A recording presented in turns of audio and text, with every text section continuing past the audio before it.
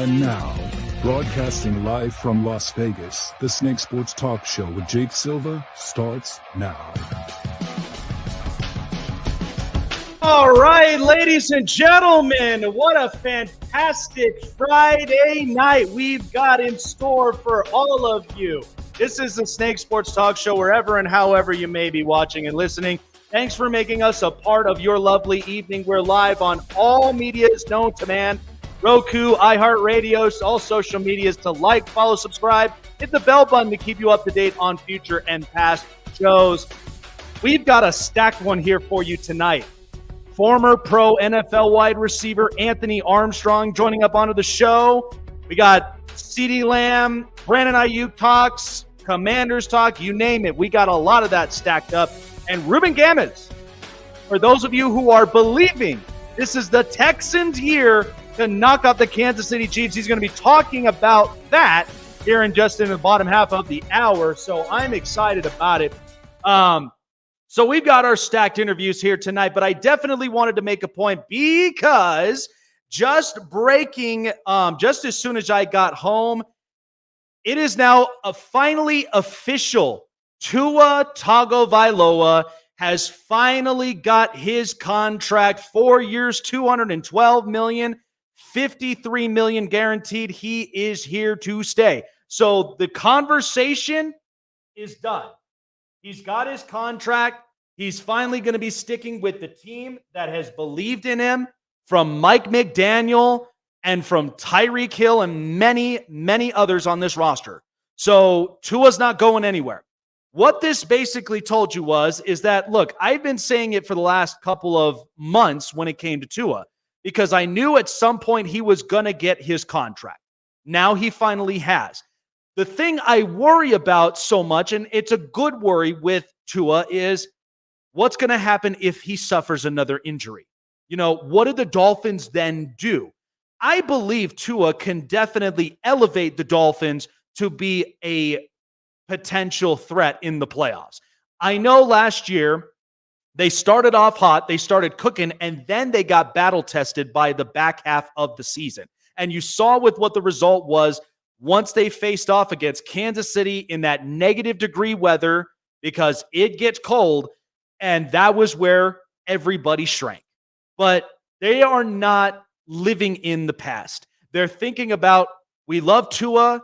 Tua has adjusted very, very well with Mike McDaniel and his fast offense, which he absolutely loves speed. From Raheem Mostert, Tyreek Hill, Jalen Waddle, you name it. And he's adapted. I know many people have had mixed emotions from the time he got drafted in 2020 with Justin Herbert, Joe Burrow, and multiple other quarterbacks. They did not take Justin Herbert. They stuck with Tua because they believe in Tua. They believe in his abilities and his capabilities he had when he was with Nick Saban at Alabama. Now, many of those, it didn't seem like they believed in it at the time when Brian Flores was the coach, because Flores initially didn't want Tua. And it was the back and forth benching, and then in comes Ryan Fitzpatrick, all the rest of it. It was a mess. And what Stephen Ross and the rest of the Miami Dolphins organization from Chris Grier said, we are not going to get defensive. We picked Tua for a reason. We need to make him work. So out goes Brian Flores, and I do think he's a hell of a coach. I absolutely would love him as a defensive coordinator and even as, a head coach, because I believe there's a grit to him that buys players in. But in comes Mike McDaniel, San Francisco offense, Kyle Shanahan. They are imprinting almost the similar type of blueprint that the 49ers had. But Mike McDaniel is absolutely he is the kind of guy that loves speed. And he adapts so much where you could see the blueprints on the offense. You could see how it ends up producing. I mean, once they get going, you can't stop that train. The thing I worry about with the Dolphins, and I know that they've got a defensive coordinator now with Anthony Weaver, and people are very much liking him. They think he can very much adapt this defense, play well. But the thing I worry about, and this is always a good worry with most teams, is do they have enough of the capability to where they could withstand a lot of those trench games in the back half of the season come November, December, and January. Those are the most important months. I was actually on this show yesterday with Abby Ramirez talking about the Jets, and I said the AFC East is no cakewalk to anybody. Josh Allen is him. You've got the Patriots that are rebuilding, but they have a great defense. And then there's the Jets that's hoping Aaron Rodgers and the rest of them start cooking. So good for Tua. I'm very happy for him. Now that leaves Jordan Love and it leaves Dak Prescott with a contract now.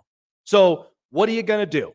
I think the Packers, they're going to get a deal done. Love is going to be there to stay.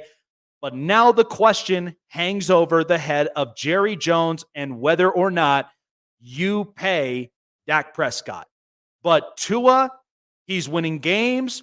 Hopefully this translates into playoff wins, and the Dolphins can build more of that relevancy to where they are not a team to mess around with. And I think they're trending in the right direction.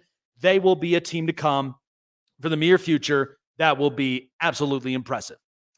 So I got a lot of questions with as far as the CeeDee Lamb and the Brandon Ayuk situations, but a former pro NFL wide receiver who's been there, done that, spent 6 seasons in the league. I'm excited for this one because this is what we've been waiting for in the last couple of days. So joining us, former pro Anthony Armstrong joining us.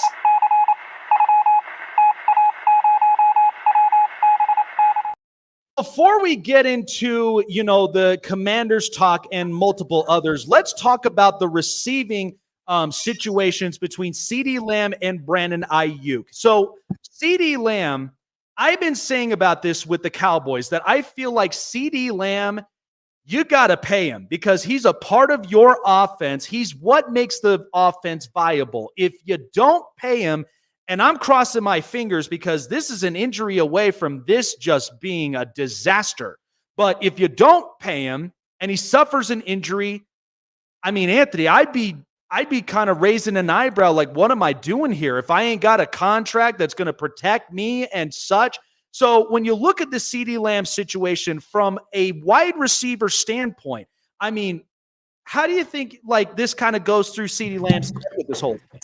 I mean, I think at the end of the day, CeeDee Lamb is going to get paid. I mean, it's deservedly so. He takes up such a big chunk of what that offense does. He helps that team get the ball down the field. And just with the recent, the retirement of Michael Gallup and just so much uncertainty out there, CeeDee Lamb has to be at the top of the list of what Jerry Jones goes and addresses. And with Tua getting paid, Dak Prescott is another guy who you can see his salary slowly ticking up. So there's decisions to be made in Dallas. But I think CD is one that you need to really consider putting it under the fold as soon as possible because top flight receivers like that, they don't show up everywhere. I mean, you saw how the Vikings, they went ahead and got J.J. McCarthy after letting Kirk Cousins go ahead and walk, but they paid Justin Jefferson. So you can always make a play at that quarterback position a little bit later, but CD has to get his money. Yeah, absolutely. And, it's funny because CeeDee Lamb almost has nearly identical numbers to Justin Jefferson. And it's just like that wide receiving core, from 2020 was absolutely ridiculous. A lot of these wide receivers, they really panned out. And I mean, unfortunately for Jalen Reagor, it wasn't the case, but a lot of them, they've hit. So, I mean, the Cowboys, with this decision, with those 3 in mind, with CD, Dak, and Micah, it's going to be a handful for Jerry Jones and for the rest of this organization to really pan this out. So, so I think with Brandon Ayuk's situation, because a lot of this buzz with training camp and all the rest of it is he obviously wants to get his contract. And I understand that. I know that like we're in an age where there's new money that's coming in. And a lot of it too, it's been kind of changing the way that we see the NFL now. It's more pro offense. But with Brandon Ayuk, what's a unique situation is he came in as a first-round pick, and then he's been a number 2 since then, but he has developed. He has very much produced the numbers. I would make an argument. I think he's definitely doubled the total once Brock Purdy was their quarterback. So now there's Trent Williams that's now starting to chirp, and he wants a new contract. He's not up in practice. So This Brandon Ayuk situation, this is very unique to me, in my opinion. I mean, I think that it's a similar scenario. I mean, you mentioned it. Ayuk has improved his statistics over the past 4 seasons, most recently being 1,300 yards, All Pro selection. When you're in that upswing of your career, you deserve to get paid top dollar. And with the price being set from Justin Jefferson and all these other receivers, Nico Collins and Tyreek Hill, Jalen Waddles, they're getting paid. So Ayuk is up next. Thought it would have maybe been a trade heading out to Washington, but it seems like they're going to probably get something done. And John Lynch, they're going to play a little bit of hardball. They're going to have a little bit of back and forth. And eventually, I think Ayuk will get signed up there in San Francisco. I don't see him really moving now. But with Trent, Trent is still playing at a high level. And I think he's done this before. He plays a couple of years. He's still considered one of the best in the game. He wants to go ahead and get his pay raise, as deservedly so. So he's going to get handled too. But I think both of those guys are going to strike gold out there in San Fran. Yeah, absolutely. And they're a very smart organization because they've ended up drafting 2 wide receivers. One of them I know starting in the PUP list with a hamstring injury, Ricky Pearsall, but hopefully he does pan out. But they've got options. And even when they have Jawan Jennings, who really came in the clutch, especially in the postseason, he's another one of those viable options that really helps out to kind of bail out some of those dangerous situations that the 49ers really find them in some of these games. So the new look Commanders now, this is interesting. So let's start with Jayden Daniels. My thing with this is that you get a new coach, you get a new GM, and you get him potentially a new franchise quarterback. Jayden Daniels, in my opinion, I think he's like the Commanders at one point flirted with the idea of potentially bringing in a Lamar Jackson. Unfortunately, that didn't happen. But I feel like they've got a Lamar Jackson-esque type player who's very elusive. He's got a very good, accurate arm. I do believe that with Dan Quinn there, he's going to build a little bit more grit in him. Because if you watched a couple college games, he was getting lit up pretty hard in the SEC. And so I think kind of building that toughness for him to keep control of the football and keep in possession on their side. What do you make of Jayden Daniels? Because I think this is a position the Commanders want to win now. Like they don't want to wait next year or the year after. They want to potentially make their mark this year.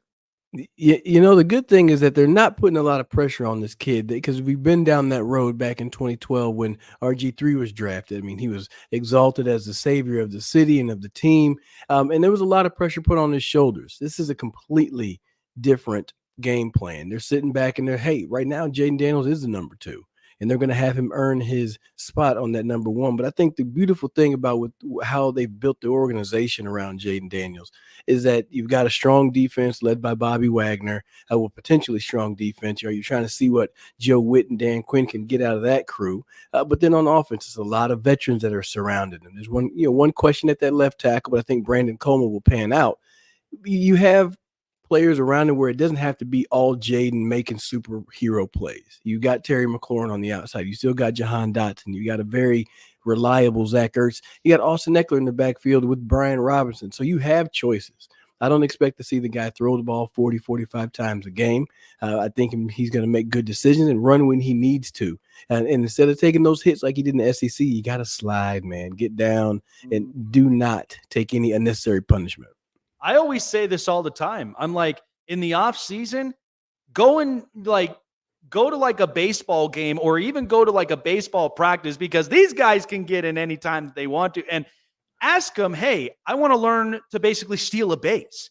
That helps a bit. You go and steal second, steal third. If you develop into right now what we're seeing in a sensation like Ellie De La Cruz, the possibilities are all there. And you will be the controlling type franchise quarterback who's composed, he's not pressurized, and he takes control of every situation in front of him. So I did a whole recap of right now the top 100 players. Now, I know it's voted by the players, but I'll be honest with you, Anthony. When I look at Terry McLaurin, this is what people do not kind of like realize is that Terry McLaurin doesn't truthfully get a whole lot of love from a lot of NFL fans. To me personally, when it comes to an offense, Terry is there when you need the catches. He's there when you need those scores. And so I understand putting him at 97th, but I just feel like he is a very strong part of this Commanders offense. And so when I look at a guy like that, and even from, from the time when you played in your career, like you've been a part of this organization. I mean, when you look at Terry's situation, this is a guy that really can help out, especially with a young quarterback in Jaden Daniels that could really pave the way for this offense to be successful this year. Oh, 100%. Like you have to have 17 get active in this offense if you want to have success this year. I mean, 4 straight years getting over 1,000 yards, right around 1,100 most recently. And we all thought last year was going to be a lot bigger for everybody, and it wasn't. But Terry was still a strong part of it. And with Cliff Kingsbury coming in and Brian Johnson coming in as well, you know that there's going to be some creativity in the offense, right? And that's one thing that you hear from those coaches is that they're willing to be creative. They're willing to take some coaching and some ideas from different players and positions to come up with some things that are going to be really special. So I mean, I would love to see Terry get good 10, 12 targets a game, easy. Just start him out, give him the ball, give him the attention that CeeDee Lamb gets, give him the type of targets that Justin Jefferson gets. And I think that you'll get much more production from him, but he's also a selfless player. He understands where he fits inside of an offense and how it's going to affect everybody else. And the main thing is coming up with W's. You mentioned that this team wants to win right now. I mean, I think that at the best, they could find their way into that 6-7 position in the playoffs. So it's definitely something that they're going to be reaching for, but Terry McLaurin is going to be a big part of it if they want to get there. And I will tell you this, because in the offseason, I mean, when Dan Quinn got hired, Dan Quinn loves his defense, and he picked up a lot of really good pieces that I think really can help out to build this team from the ground up. But I'll tell you what, though, this ain't no ordinary guys either. These are some very good, positive locker room guys. I mean, Bobby Wagner, Frankie Louvu. I mean, these guys are very important when it comes to you build the young group and you lead them in the right direction to where this team can now win in the trenches. What do you think of that, and how important is that to have veteran guys who have been there, done that? And when it comes to rookies who come in that are really kind of seeking for advices or seeking to really shape their skill set, these are important guys to really have in the locker room and even on the field. Oh, yeah, 100%. I've been saying that they needed to have a leader that was going to close the door and kick the coaches out and address the team and address the defense. And that's what you get in Bobby Wagner. I think it was Mike Clay had a list from ESPN where Washington has the top linebacking core rated in the league. Now, when you add in Louvu and Wagner, you get leadership from a Hall of Fame player from Bobby Wagner. He's get to teach these young guys how to handle themselves, to correct the defensive line. And the defensive line is still stacked. So you can't sleep on the fact that you have John Allen and Deron Payne that are still up there that are going to cause havoc. Dorrance Armstrong, Cleveland Farrell, those guys they all understand they have to work together, especially in the Dan Quinn defense to get to the quarterback. So I think you have the right type of players who understand what their role is going to be, and understand that the coaches are putting them in position to be successful. Like, they're not just throwing you out there just to see you flounder. They're going to put you in a specific position for a reason, because you've shown to be successful at that. And if it comes up with you getting a sack or making a play, then that's what you're there for. That's what you'll do. But ultimately, that linebacking core, bringing in Bobby Wagner, it's the leadership that you need, a more vocal leader. Right. I mean, yeah. Terry McLaurin is a leader, and you see him speak from time to time, but he's not one that he's going to be yelling at the team every single week. So I think having Bobby come in, the respect that he holds in this league from everybody around, they're going to listen when he speaks, and it will show up on the field. 2 more questions here before we move on for you. So as a former wide receiver, and what we're looking at from a receiver standpoint from back then in your playing career and what we're looking at right now, I'll be honest, this game has definitely changed. I think a part of that is because, look, we're all guilty of it. We got fantasy football leagues. We'd love to see our guys really pop off with, 40-point weeks one week, and then all of a sudden we trump over and we win our championships and such. So we're so pro offense, where it's about the quarterback, it's about the weapons, and then not to mention, too, a viable offensive line to protect their franchise quarterback. But then there's also the head coach that comes into play. So when you look at from your playing career, what the wide receivers, because you played with a lot of really good wide receivers back then in that group, from what we've seen from the receivers back then and to what we're seeing now, where, I mean, in America, we deal with two things: inflation and recession. When new money comes in, rises, like the stock starts rising up. How have you kind of broken this down from the receiver stock? Because money is just piling on them. And I think people are starting to realize, hey, they're no longer just the icing on the cake. This is what also helps to build your offense to score up 25 plus points, right? Oh yeah, they are starting to be that second or third most important player on the field. I mean, the ball gets out of the quarterback's hands so quickly, and they've obviously just shown that they are going to be the most important position on the field. Left tackle is important, but if you don't score points, then you're not going to get people in the stands. So, I mean, being a wideout now, it's like, man, that sure would be nice to come up on one of those contracts, even one of those, them 2-year, $20-something million that they had going on out there, but. Now the guys are so talented. The offenses are so unique in how they get you open in various situations. I mean, you mentioned Mike McDaniels earlier. Like, I love what he's done in Miami and working with Tua and some of the fastest players in the league. He's found a way to create a Ferrari of an offense. So, Ferrari still got to drive in the snow, so they'll figure that part out when they go into the playoffs. But ultimately, the receivers in this league now. They are really ultimate game changers. The best are the ones that can score from anywhere on the field, and that's why they're getting paid mightily.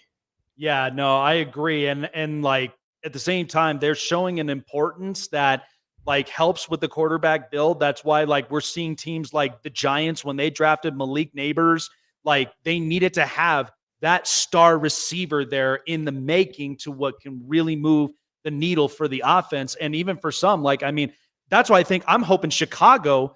I think Chicago is going to be built for success. They bring in all these veterans just to help that rookie quarterback to assure he can succeed. And so it's really amazing to me what the state of the league has really looked into over the last few years, ever since I've started watching it at 6 years old. So a final question, and I've asked this from many of Commanders content creators, from, Rio Robinson, Rambling with Rio, and really good friend of mine, Lake Lewis Jr. as well.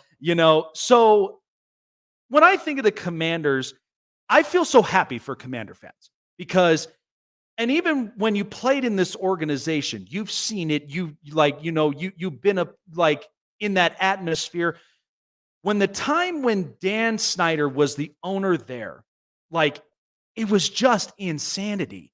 And like you could tell the culture was hard. And at the same time, the fan bases, it just felt like it was not really kind of guaranteeing the fan bases like, hey, like you come out to practices, and you're there in the moment and you're trying to build the fan base very strong. And then the players, they kind of felt a certain way too. But now, with the Josh Harris group and with Josh Harris himself, Commander fans got to feel so good about it because there's a bright future in front of them. And I feel so happy about that. In the best words you can possible, from being in this organization, from what it was then and to what you're seeing in the atmosphere now, this is a completely different culture now, right?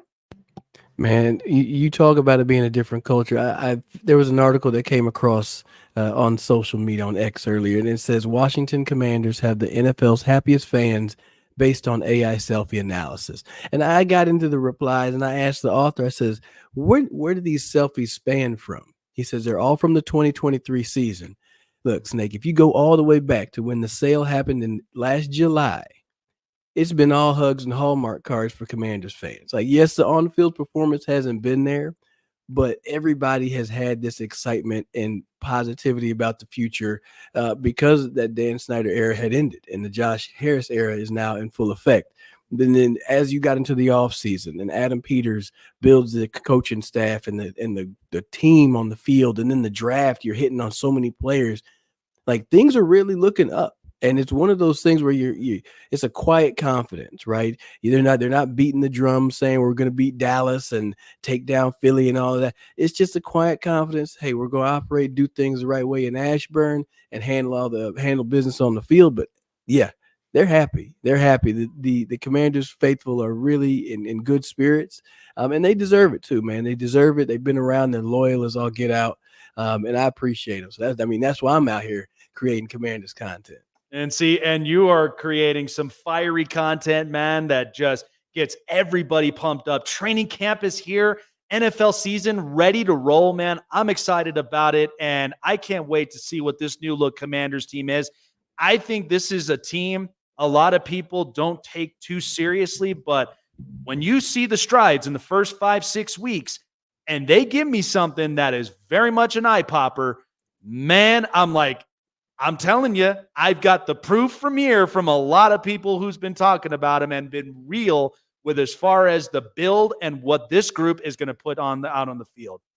Anthony, I appreciate you taking the time, man. It's an absolute honor up on here. And, I just get so excited when I have former players on here that share the experience, that share with the journey road, where they started, what the grind was like. And then now, and I mean, it's awesome. You're in this position now, being a part of the Commanders organization, creating the best content, man. I mean, it's so good to really just give back, man. I talked with James Canada. He's giving back with the Buccaneers, and talking with Rod Smith, he's giving back with the Panthers and Patriots. Like, it just makes me feel so good that there's players that even if they're not on the field, they're still contributing any way they can.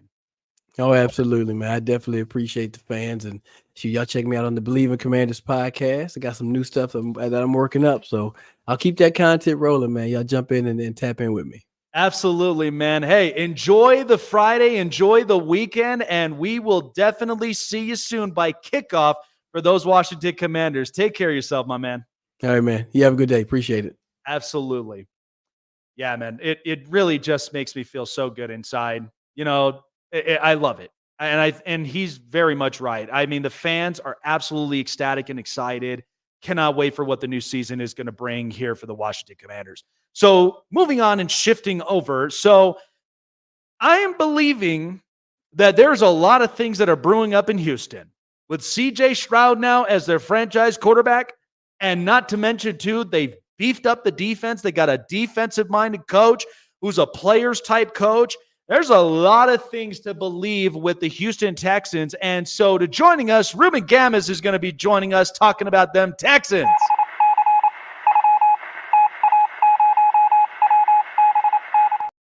Wow, what an off season that we've had with the Houston Texans, man. So I'll start with this. What's going on? In comes DeMeco Ryans, a former Texan player who is a player-type coach. He's a guy that really, even when you watch former players be coaches, Antonio Pierce, what he's brought to the table, players buy in. I feel like last year, players bought in. It was young. They're building from the ground.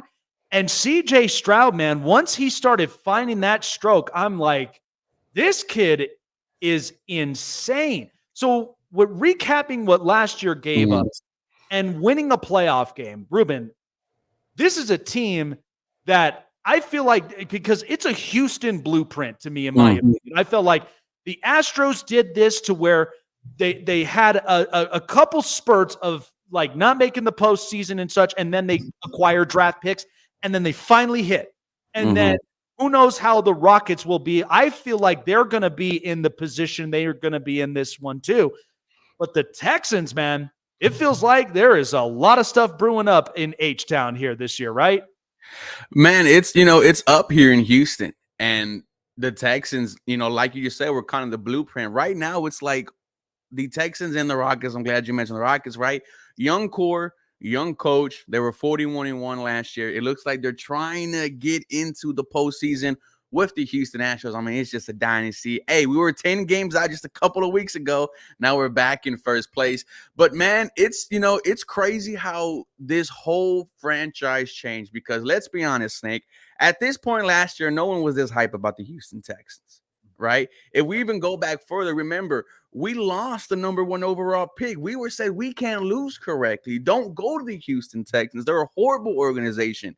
Then you did the right things, right? And I think it was, a change of the whole franchise because it was ownership as well. It was Kyle and Hannah McNair. There was this famous photo of Hannah McNair. We love her now, but there was a photo of her passed out at a Houston Texans blowout. We were going to blow out. She was passed out, right?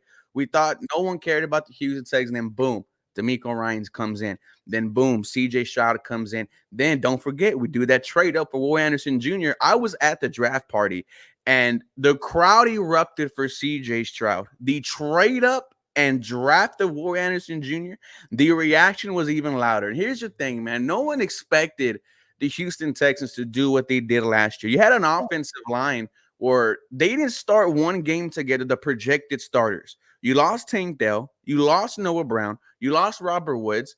Damian Pierce, he wasn't the running back for you. It was Devin Singletary. So there's only one outlier in all this, and it's the quarterback number 7. And, man, you mentioned the offseason. We were the first team in NFL history to add a 1,000-yard rusher, Joe Mixon, a 1,000-yard receiver, Stephon Diggs, and a player with double-digit sacks. But it's 2 because it was Danielle Hunter with 16.5 and Danico Autry with 11.5 from Tennessee. Dude, it's up here. It's hard to hinder our expectations for this team, right? We said last year, let's have fun. We weren't supposed to be here. Now the expectations are here, man. Also, thank you for having me on, bro. This is fun. Oh, of course, man. I mean, like I said, man, this is what the show is all about because I always try to find a silver lining to everything. And this is where I've got my proof. I've got people who are that close with all the teams. And that's where it's all fan-driven experience from here. So when you look at CJ Stroud, and I mean, the top 10 list of quarterbacks, and in my defense, it's hard for me to put, a player who last year was his rookie season, but it was phenomenal, and I do hope that if we got the same numbers, if not even bigger of production this year, I think you can make an argument he's a top 10 quarterback right now. But when you look at his production level and the skill set and the mindset that he has, not a whole lot of expectation, so there's not a whole lot of pressure.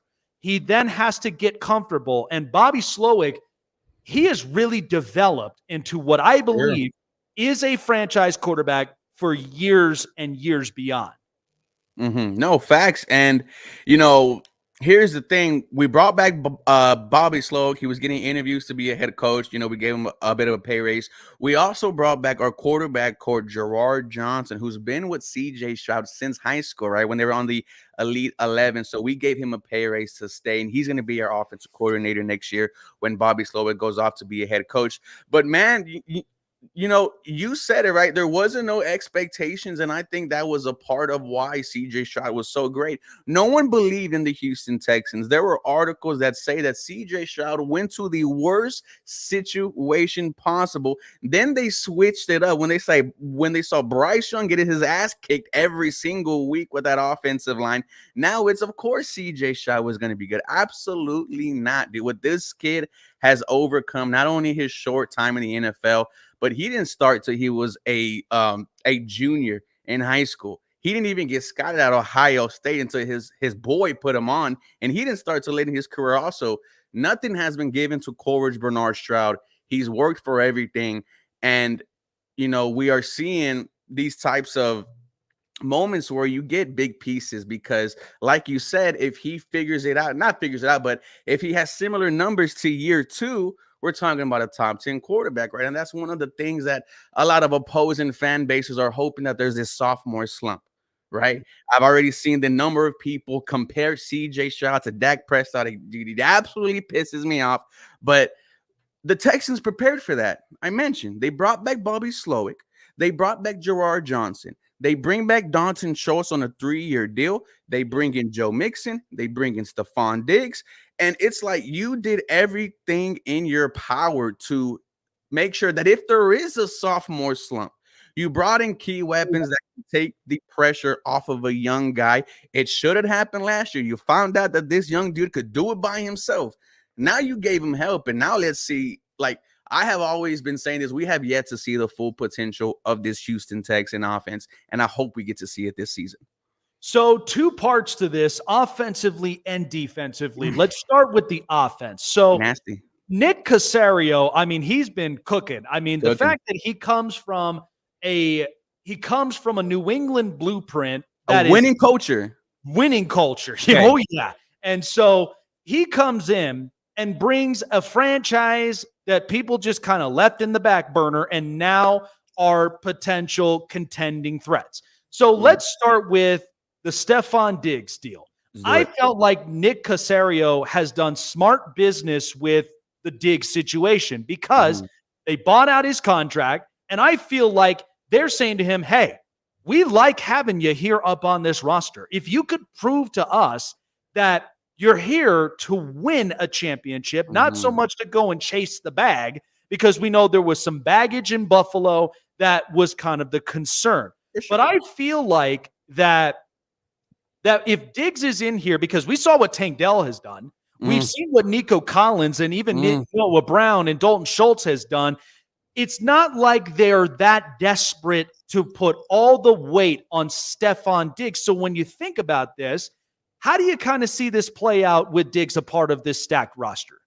It was interesting when we did make that trade, right? We were also in conversations with Keenan Allen and the Chargers, but you find out that the process of Stephon Diggs, took quite a bit of a couple months. There was a clip of him at the Pro Bowl, and he's talking to CJ Shaw like, "Oh, you're slinging it in Houston," and that's where the conversations kind of started. But then when you go through the trade process, you find out that him and Lerman Tunsil were vacationing in the offseason. We're just consistently together. You find out that he was talking to multiple Houston Texans players and a former Houston Texan wide receiver who was retired. Who was that? Andre Johnson, who just got into the Hall of Fame. So it was, all right, Stephon Diggs. There's obviously interest, right? Then you see the whole Antonio Brown, CTESPN thing. Ever since he's been here, though, Stephon Diggs has been a leader. Now, I did not expect this. I thought he was going to be, I'm here to just get a Super Bowl, then get a bag after. It's been training camp, and he has been working with the young guys every single day after there was a quote-unquote fight altercation yesterday at training camp. Now, I've been at every single training camp that's been available to the public. Stephon Diggs, if anything, was the victim here. Jimmy Ward lifts him up as he's going down. Dalton Schultz gets up, has some words for Jimmy Ward, because in last year's training camp, Jimmy Ward knocked out Dalton Schultz. So that was kind of like, hey, I remember this happened to me last year, but I'm not Stephon Diggs. Don't be hitting, our franchise guys. So I love it. He's been a leader here. It was very interesting when we voided the final 2 years of his contract. But like you, I think you summed it up perfect. Like, show me you're here to win. And, let's be honest, if it doesn't work out here for Diggs, is it going to work out anywhere else for him at this point in his career? But so far, it's only been a couple of weeks, man. It looks good. We just have to see what happens when, the season kicks off. There's obviously baggage there, but so far it's working out great. I'm hoping that this definitely works in its favor. And I mean, with the way that the Texans have been playing the offseason and the way they've been playing now in the last year and a half, I mean, this is definitely building for a recipe for success. So when you look at Joe Mixon, now a part of this running back group with Dameon Pierce, I think this is arguably a very good, considerable duo running back threat, because the fact that Pierce brings, power, he brings pop, and Joe Mixon, what we've seen in his days in Cincinnati, he's very elusive. He's very much a guy that finds those holes, and so when you think of this running back group, what do we expect up out of this? Because I think this is definitely a two-headed monster. People should very much be keeping their eyes on as far as for fantasy production. Yeah, well, you hope it is right now. Just to let you guys know, Joe Mixon has been practicing the last 4 days, a soft tissue injury, but D'Amico Ryans is not concerned about that. Dameon Pierce has looked good. And, he said it himself. He said this last year right before the playoffs. I expect to be better in this system next year. We know what, OC Bobby Slowick runs. It's similar to Miami with Coach McDaniels. It's similar with, to San Francisco with with Shanahan. this type of offense needs a patient running back. And that's exactly right. You hit it right on the head. That's exactly what Joe Mixon brings. And I think he's going to just revitalize this, this Houston Texans running game. I mentioned just a couple of days ago that we only had 3 100-yard rushing performances all year. They weren't from Dameon Pierce. They were from Devin Singletary. But the Houston Texans were 3-0 in those games. If you get a consistent running game this season, and if Dameon Pierce does in fact figure it out, this is going to be a damn good rushing attack. Because think about it, right? They're going to want to play the secondary back. They're going to be scared of Nico. They're going to be scared of Tank and Stephon. And Joe Mixon is just going to make them feel dumb. And I'm just excited to see how it plays out. I really don't know what to expect from this Houston Texan offense, besides the fact that they have to be one of the best units in the NFL. If they're not, then I'm going to say, all right, what's going on here? You got 3 legit number ones, a good tight end, and a good running back. But this running game should be dynamic. And, with Joe Mixon, he's your best running back talent-wise since Arian Foster. Because not only can he be patient and give you 1,000 yards, but Joe Mixon is a fantastic pass catcher as well. Oh, yeah, 100%. And I think, going into this type of offense, this is a team that I just really would love to see the first 5-6 weeks. That's normal for any team that comes in, they start cooking. You could see how this offense flows by how the offensive coordinator really puts things together, and then how D'Amico attacks a lot of those trench warfares that you really got to win each down that you're in. So defensively, because we know this is D'Amico's recipe of success from here. Yes. So watching football for as long as I can, for as long as I've been kind of in the know-it-all, I've paid attention to this Houston Texans defense for years and years.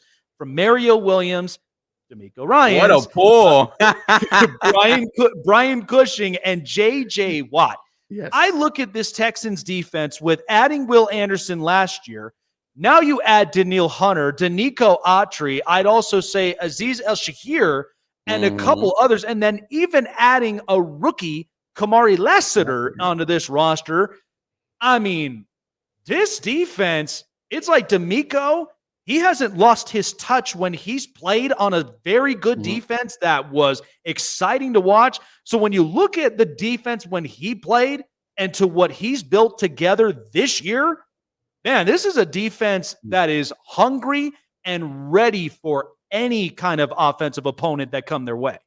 Yeah, I think when you realize D'Amico Ryans was that dude on the defensive side of the ball, the playoff moment against the Browns when he's talking to linebacker Christian Harris, and he's like, if you stay right here and look up, it's going to be an interception. And literally the next play after it happened, Christian Harris picks it off, takes it to the crib. That shows you right there that D'Amico Ryans knows what he is doing. When you look at this defense, man, and, we're having conversations about this being one of the best edge rushing duos in the NFL. We did not really get to see a full season of Jadeveon Clowney and J.J. Watt together.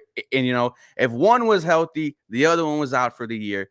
You add the defensive rookie of the year, Will Anderson Jr., what Danielle Hunter, 16.5 sacks. And, dude, they were absolutely destroying the offensive line today. C.J. Stroud was frustrated, right? He had to get on his offensive line. As soon as he got the ball, Danielle Hunter and Will Anderson Jr. were right in his face. Azeez Al-Shaair, right? If he gets signed on any other team, that's their big free agency, free agency signing. Azeez Al-Shaair came in day 2 for us. Now, if you remember, he was all the way back in San Francisco under D'Amico Ryans. He was an undrafted free agent, learns from him. Tried to come last year, money couldn't work out, goes to Tennessee, becomes their leader in franchise tackles, in just 1 year. And, you also look at our secondary, dude. You have Derek Stingley. And the only thing about Stingley is, can you give me a 17-game season, man? You have yet to be healthy. Jalen Petrie, there's something interesting going on with him. It seems like he's playing more in the slot role towards the line of scrimmage. So you bring up Kamari Lassiter, and I think he is going to be our starting cornerback number 2.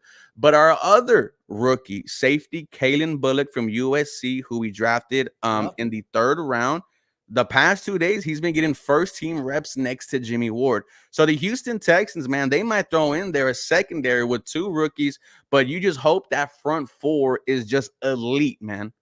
Oh, man, when I saw that pick for safety, I was like, that is the most underrated pick that I think that the Texans could ever put on that roster, knowing what they came off of last year and building that tough secondary that's there to basically play those cover roles, but then are not afraid to play a lot of that one-on-one, man-to-man coverage ones to really kind of piss off a lot of these opposing receivers. So, training camp, and every NFL fan, myself included, we are so excited that football season is back. Baby. And it is, I think it's going to be stacked bigger and better than ever. So from experiences being in training camp, I mean, there's many things that you could point out that you find in training camp that not a lot of people get a chance to see unless preseason and even in the season. So I think a lot of those training camps, because I know people are kind of going back and forth, well, what do we need preseason for, all this other stuff? So from your perspective with training camps and how things pan out for these players, there's a lot of things that there's a lot of things you take in that you kind of evaluate. Like we like to play a little bit of scouting, right? For sure. We like to scout out a lot of these players and, see what the silver lining is for a lot of them. So I feel like in training camp, it's definitely an experience worthwhile going to. I mean, I live in Denver and I'm only a few minutes from Broncos training facility. And, again, I think, and now I'm no Bronco fan myself. You're not? I've been bolting up with the Chargers since I was 7. So I'm like, shout out to you, bro. Yeah. So when you think about that, I mean, this is an experience of a lifetime. You get a chance to see the players. You see how this offensive defense really match up. I mean, what are your takeaways for training camps? Look, man, training camp, you see things that you normally do not see. And for the casual fan, the only thing they get to see about this Houston Texans team is what plays on Sunday from 12 to 3:30. When you go to training camp, you see the coaches, right? You see the owners. It's like you build kind of a connection with these guys. And you talked about moments during training camp that no one else sees. The day I knew we were going to be special, bro, I promise you, hand of God strike me down. We sang happy birthday to D'Amico Ryans. It was the first day of training camp last year, and he was walking down the stairs, right? He didn't know this was happening, but we all stopped. We sang him happy birthday. And, his face lit up. He has the whitest smile I've ever seen. And it's like, okay, this is not the same old Houston Texans with David Culley and Lovie Smith and, oh, my God, Bill O'Brien. This is a new team. And after we sing D'Amico Ryans happy birthday, you see freaking number 7 walk down. And you're just like, I'm older than CJ. And I'm just like, holy hell, this dude is a completely different animal. Training camp, it's fun. It is a grind, though. I'm not gonna lie. The past 4 days, I've been waking up around 4 a.m, getting to the stadium at 4:45. But I just do it for the love of this team, man. If you can get to training camp, please do, because it's not always about the stars, right? Of course, It's always fun to go and get their stuff, but when you get to see your punter just hang 5 straight 5-second punts in the air, you're just like, bro, this is different, right? When you get to see your offensive linemen, kind of just work one-on-ones with Will Anderson Jr. and Daniil Hunter, you're like, bro, these guys are going at it. And we've had 2 training camp fights the past 2 days. And it's just like, all right, these boys are ready. It's so much fun going to training camp, right? However, the past 3 days, Snake, it's been raining, man. I've been soaked, bro. But it's for the love of the game. Yeah, I know. I mean, shoot, Denver up out here, we just started getting some sprinkles, but there is some chances up of some rainstorms. But, again, I mean, that's where the gridiron football really comes from. I mean, no matter what storm it is, it ain't stopping these boys. These boys are these guys are gonna be training and ready for the next NFL season. And so, what's funny? What's one thing I look for is, what is my culture build? Because right now, people are sleeping up on the Chargers with what Jim Harbaugh's done in Michigan And I just seen this man at his age pull a 330-pound offensive lineman on the lines. And I'm like, oh, yeah, this culture's different. This is one that like nobody is really, really talking about. So when I think about that, the culture build, players are bought in. Yeah, you're going to have some altercations and some fights here and there, but it's passion. It's passion for a lot of these players. You know, they want to succeed, they want to win, and they want to really get the championship vibe. So, two questions firing up at you. So, this is obviously the question I'm sure you've been getting a lot of the more you've been going live up on it and giving your perspective. But is this all the weapons, offensively and defensively, to not go win a title, but to go and beat the team that's trying to three-peat the title? That's Kansas City. When you look at the Kansas City Chiefs, man, there's, you have to call them the empire. They really are taking over. And I do believe the Houston Texans have done enough to throw a punch and have the Chiefs done. Whether or not they win the fight is going to depend on coaching and everything else. If there is one more acquisition, it would be Justin Simmons, who is a free agent currently. Yep. From what we've heard, the Texans have shown interest, and that's why maybe, right, conspiracy theory, right, we've seen Jalen Petrie work in the slot closer to the line of scrimmage. We signed Justin Simmons maybe during the preseason, bring him back there. But if not, the Houston Texans done enough on the offensive side to, go toe-to-toe with anyone. Like I mentioned, they broke, first team in NFL history, 1,000-yard rusher, receiver, and double-digit sacks. I think, man, it's really going to come down to the year 3 guys. If Dameon Pierce, if Kenyon Green, if Jalen Petrie can figure it out, it's over. It really is, because we're not talking about those guys currently, because all those guys had a horrible year too. It took you 5 weeks to realize Dameon Pierce does not understand this system. Kenyon Green was out for the year. Jalen Petrie got benched. Those guys figured it out along with what you added. Dude, yes, we've done enough. Oh, man, if that comes to a case, and look, I'm loving with what Houston has done. But if that becomes a case with Justin Simmons coming into a stacked roster like this, I'm throwing my hat in the air and I'm like, oh, it's over. It's all over. This is H-Town is bringing the house down. So I'm sure you probably already have. But that new look of Texans gear, man, I mean,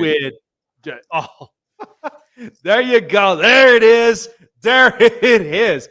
How clean is that? Because, I mean, the red and even with just the horns there on the shoulders. And, man, I love their all navy that they got. And then the H on the helmet. The blue one. Man, that's got to get me feeling fired up, because I've always used the quote that many players have used. Like, look, if you look good, you're going to play good. And then when you play good, they pay good as well. So Texans fans, I mean, they're amped up with this new look, this new culture, and this new vibe. I mean, I'm loving these unis, man. This is one that I'm like, H-Town, you better get geared up and strap up, because we're going for a long ride this year. Dude, this is the second jersey I've ever owned since the GOAT Andre Johnson. So I've only owned 2, number 80 and number 7. And we've been waiting for new uniforms for a very, very long time. This is the first time in our franchise history we'll be wearing new threads. And like you said, new uniforms, new coach, new culture. This isn't the same old Houston Texans that were laughing stocks, that were afraid to make moves, that would that would lose the big game. And you crushed that narrative in just 1.5 years.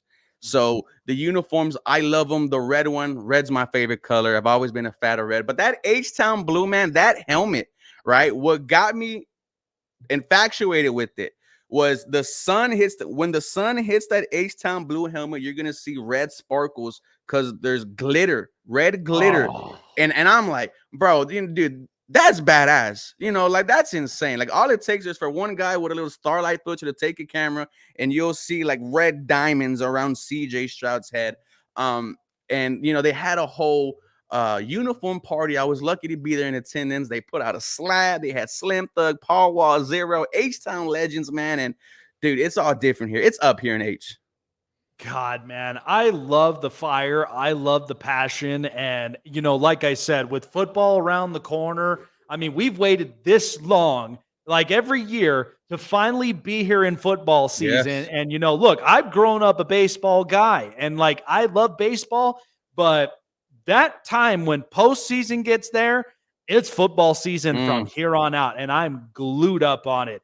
Appreciate you coming on by, Ruben. And where can people find you when you gotta believe in those Texans? Man, just type in 713 Houston Sportcast on YouTube and I pop up everywhere. Trying to get to 15K subscribers by week 1. It's we're about 3,000 away, but we're trying to get there. H-Town till we drown, man. Thank you for having me on, dude. Your whole setup is fantastic. I'm impressed, dude. You had like a WWE intro. It was badass. See, you're already trying to get to 15K. I'm trying to get to 1K on Dude, everything. don't stop. Man. Don't It's stop a grind. posting. Don't stop posting, bro.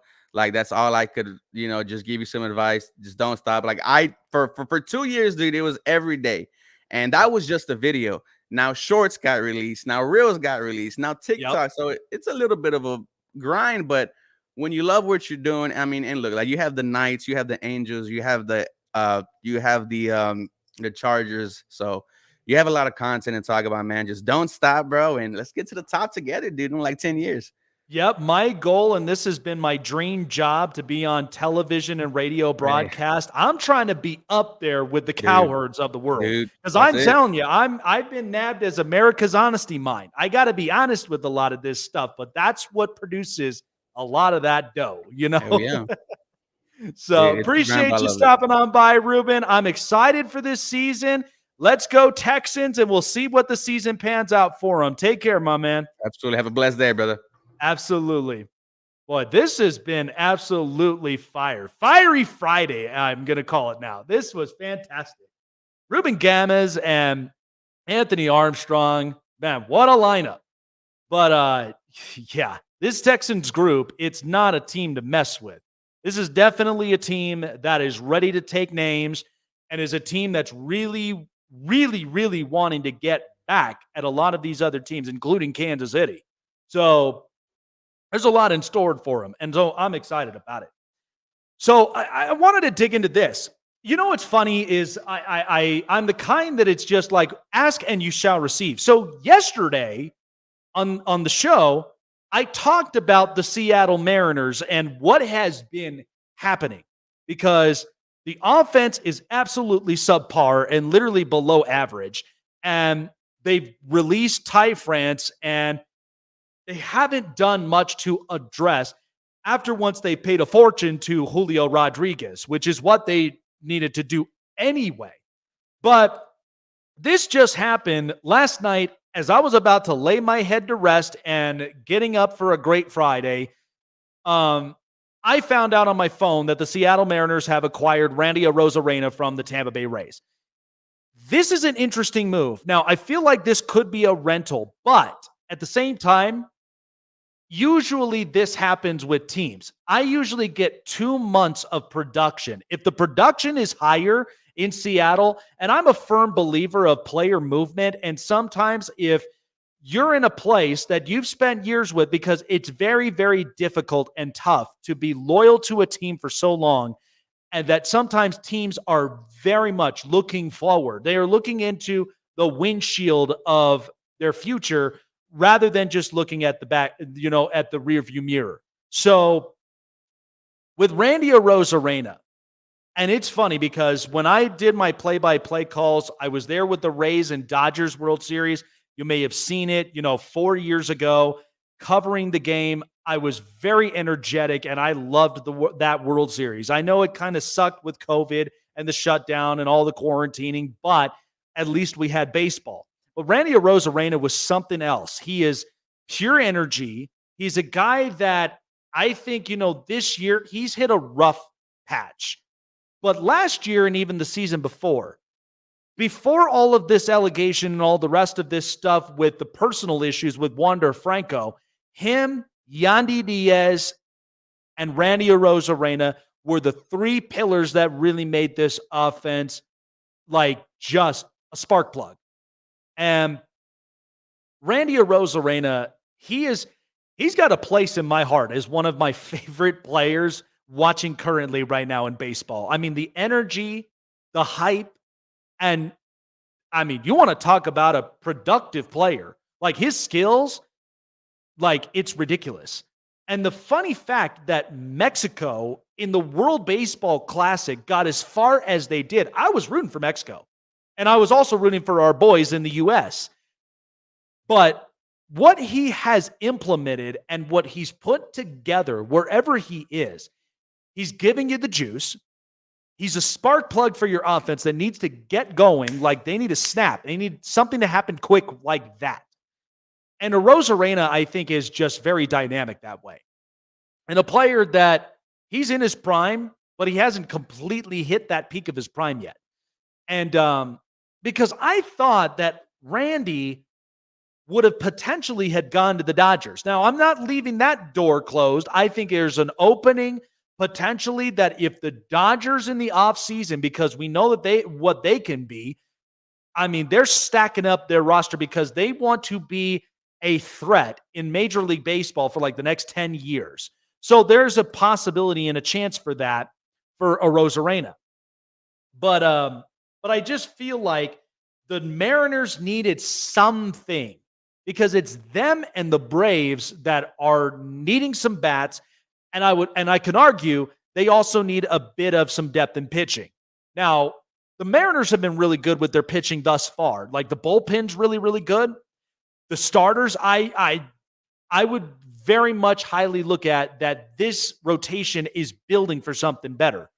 And but you can never go wrong with pitching. The Braves right now, because they've got no Acuna, they've got no Ozzie Albies now because he ended up fracturing his wrist. So you got to go make a move.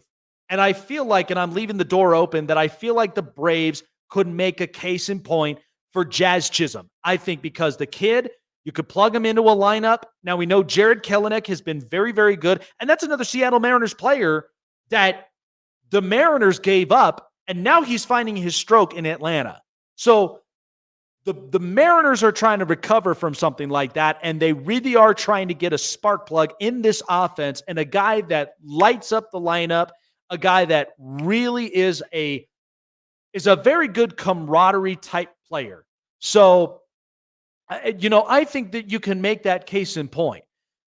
But the Braves with Jazz Chisholm, I'm getting an absolute threat on the bases. I'm getting a guy that's going to get up on base to help me score runs. So the Braves need that because they are battling in the trenches right now with a bunch of these teams that guys like Matt Olson and Austin Riley and a couple others, they haven't quite found their strokes like they did last year. So you got to get something to wake up. And initially I thought that if all else failed for the Arizona Diamondbacks, you can make a call about Jock Peterson. If you want to reunite him back in Atlanta, or even the same way when I looked at the Mariners, you could go and grab a bat and a guy that can really spark up an offense. But I thought the Mariners did the right thing to go and get somebody like Randy Arozarena. I think the kid's great. I think you're going to see a turnaround with this Mariners offense. And I think this is a good thing for Randy Arozarena because if you actually remember it too, and this has been blasting up on social media, but everybody's looking at his performance in the home run derby. Now remember, this is the home run derby.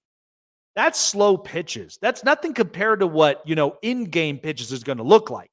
But they needed something because when they got Luke Raley and they got a lot of these small guys like these small name guys, I didn't understand it. But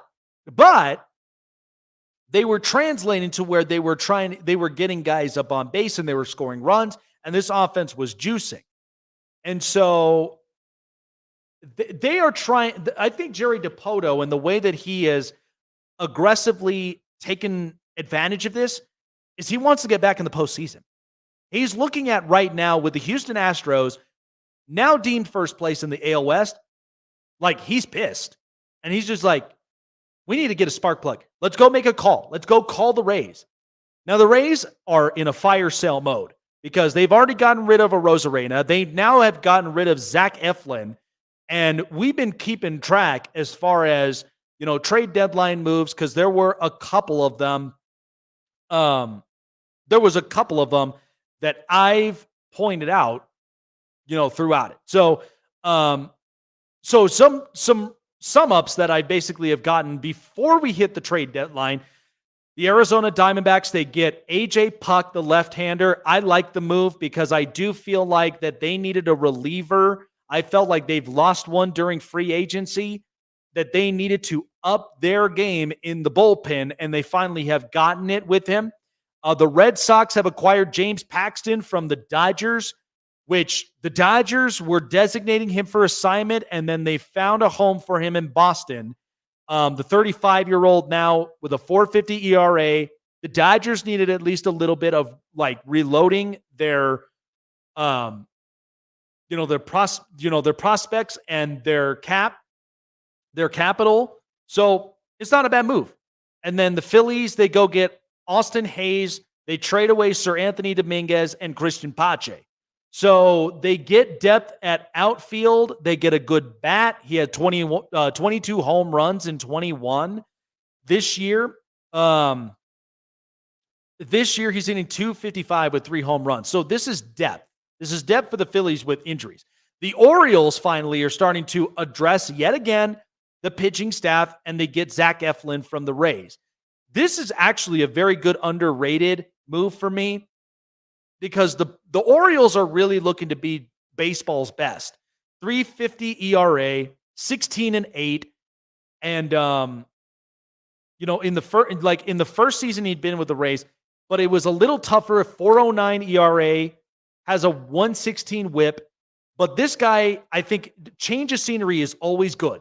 A change of scenery is always good for most players. So I think Zach Eflin, he will definitely succeed in Baltimore with Corbin Burns and with multiple others on this roster.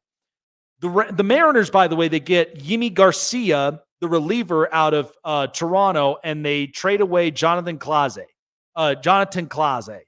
And so they get a relief pen. So this is exactly what the Mariners are doing. They get Yimi Garcia and Randy Arozarena. So they're getting a star, and they're also getting bullpen help, which really helps them out in their case.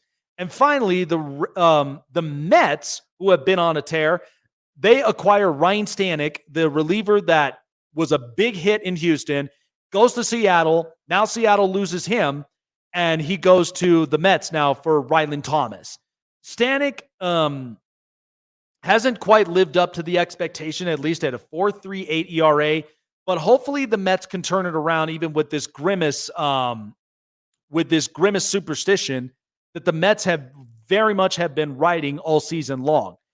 It was not a great look initially when they first started, but they are certainly bouncing back, and they want to compete. They got to make this work. So I love it. I think, the Mariners, they want to get back on track where they want to get back into the postseason. And, okay. Here we go. We got some breaking news. Are you ready for it, guys? Wow. So the Green Bay Packers, it's over. They have signed Jordan Love. And what they signed him is a 4-year, $220 million contract extension, making him the highest paid quarterback in NFL history. Also gets a $75 million signing bonus with $155 million full guaranteed. Oh my God. Wow. Is anybody feeling the love in Green Bay? I certainly am. Wow. Jordan Love absolutely stole the bag. Wow. 4 years, $220 million. So Tua and now Jordan Love are off the market. They have got their contracts. They've got the bag. They got all of this. Wow. That is insane.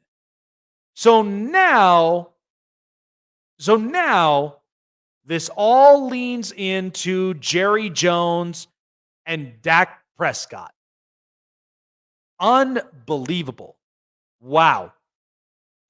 One really good starting season, and he got the bag. But you know what? The Packers are not the Packers are not panicking. They're a very patient franchise. They have been a franchise that's not desperate at quarterback because we saw with what they did with Aaron Rodgers, and we know, again, they had much love for Aaron Rodgers. They did. But this ayahuasca, this darkness retreat, all this stuff is just, they were just like, look, it's way too out there. So now you've got Jordan Love, and Jordan Love had a heck of a year. I was talking about this in previous episodes on the show. But wow, that's incredible. Jordan Love finally got his bag. Good for Jordan Love. Quarterbacks now, Tua and Jordan Love now got the bag. Wow. Now that just leaves Dak Prescott. What do you do? What do you do? Wow. I'm actually really glad I got a chance to end the show with that. So the 25-year-old, 4 years, $220 million. That's insane. So he's completed 64% of his passes, over 4,000 yards, 32 touchdowns, and 11 picks. He is now the long-term solution. The Packers are telling you, we have found our franchise guy. So good for Jordan Love. The Packers now can start backing and be ready to roll this up-and-coming 2024 season. Wow. This money, man, is unbelievable. I couldn't believe it. And again, the market has changed. So, okay. So check this out. All 5 2020 quarterback draftees, from Joe Burrow, Justin Herbert, Tua Tagovailoa, Jalen Hurts, and now Jordan Love. All together. So when you look at the years, that's 23 combined years. And do you know what the total pans out to? $1.25 billion. Oh my word. That is insane. $1.25 billion for those 5 2020 draft class quarterbacks. That's insane. This draft class is unbelievable. This is probably the most historic quarterback draft class I think we've ever had at all, in history. That's insane. I cannot believe it. Wow. 24 years total and $1.25 billion. Yeah. I wish I could be making that. That's insane. Wow. What a show, guys. Man, this was great to end the show. We got Jordan Love contract extension. We got Tua's contract extension. That means those two are not going anywhere. Now I'm going to be paying attention to Dak. And yeah, we've had a former pro wide receiver. What a day. What a day, man. I was very, very impressed with it. All right. And so all things got to come to a close from here. Appreciate all of you guys for being here with me on the show and enjoying the time. Show is sponsored by BetUS, because right now, you better bet your ass that I'm going to be on those betting lines this upcoming season. So BetUS has been fantastic with everything. And by the way, I'm going to have a video out here later on because thanks to our partners at BetUS, your boy just got a free copy of College Football 25. I cannot wait to play it. I'll be playing it right after the show. But man, there is so much stuff that's on this game. It's so realistic. It's unbelievable. But give BetUS a try because, man, our partners came in the clutch. Great bet lines from single parlay leg bets and prop bets to choose from for the up-and-coming NFL season. I cannot wait! But they've also got Major League Baseball action coming into the MLB postseason. I'm excited about it, and also casino play. Give BetUS a try for yourself. $50 or more into your deposit, 200% bonuses. Gambling problem? Call the number in your respective state. Seek help and attention. And make sure to gamble responsibly with BetUS where the game begins. And also SeatGeek. Don't lose your seat today in any of your favorite events, from sporting events, concerts with your live artists, and many, many more with SeatGeek. Use promo code SnakeSports for $20 off of your purchases when you use SeatGeek to enjoy the experience and see why SeatGeek is the most trusted ticketing app for your next event. Jake the Snake Silva signing off. I am done this week. Next week is going to be bigger and better than ever, so tune in to the next episode of the Snake Sports Talk Show. See you later, guys.